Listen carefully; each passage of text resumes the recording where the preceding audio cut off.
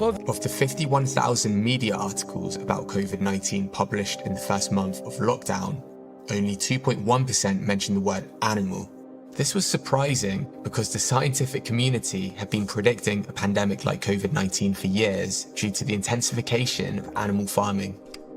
Whether it was avian flu coming from factory farms, repeated bouts of swine flu from pig farms, MERS being the result of the way humans treated camels, and SARS stemming from civet cats, scientists have been warning us for years that our treatment of animals is leading to an ever-growing number of outbreaks.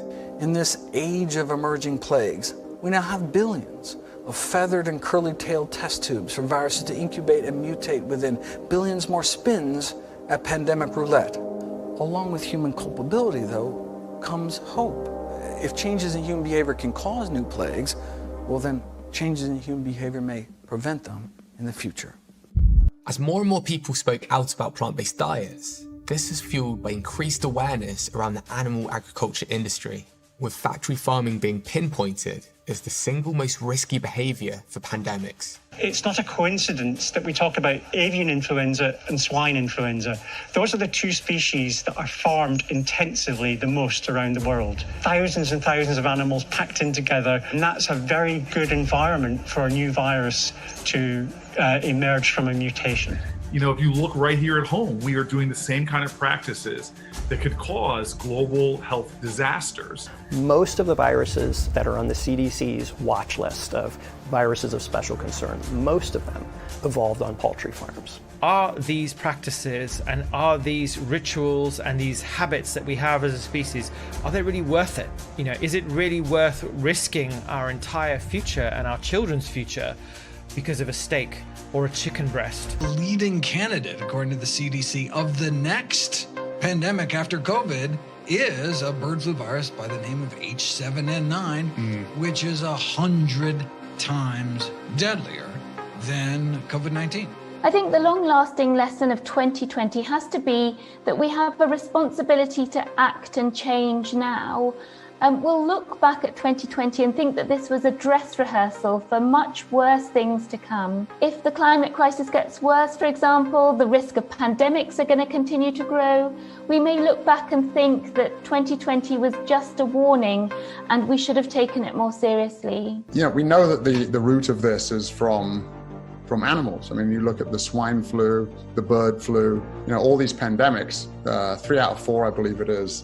And then the funny thing is, people say, oh, well, we don't want to spread disease, so we should separate and, you know, have this social distancing. Well, what are we doing to animals that are in, you know, in factory farms? You know, what conditions are they in? So it's no wonder that disease is spreading, you know, amongst those animals, and then it transfers over to humans. So it's another reason for public health that we should be switching to more plants. People keep asking, you know, will life ever return to normal? Yeah, of course it will. I mean, it'll happen again. This will happen again. And this comes from animals, like all the other things, like MERS and SARS, comes from fucking eating things you shouldn't. And people still aren't taking it seriously.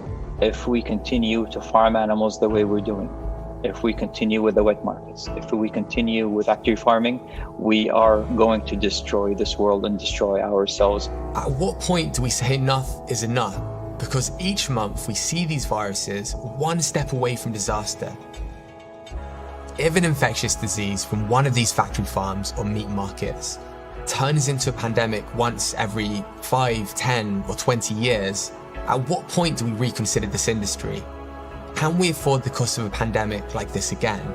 And if we can't, how can we justify continuing to eat animal products? It seemed to be a little bit of a taboo thing to say right at the beginning of the pandemic, but very quickly when mainstream media, like articles from The Guardian, from The Washington Post, and from Vox, when they started talking about these links, all of a sudden it normalised the idea of veganism being a way to reduce the risk of infectious zoonotic disease into the future. And so if there's one good thing that can come from coronavirus, is that it could have been much worse. And the fact that it wasn't much worse has given us a chance now to change, to avoid something worse from happening in the future. If we can shut down for this, what if we shut down just for a second and think about how to restructure everything? If everyone just uses plants as their medicine, as their food, their bodies will heal, the earth will heal, And we will no longer have these pandemics to worry about. We will no longer have a future to worry about.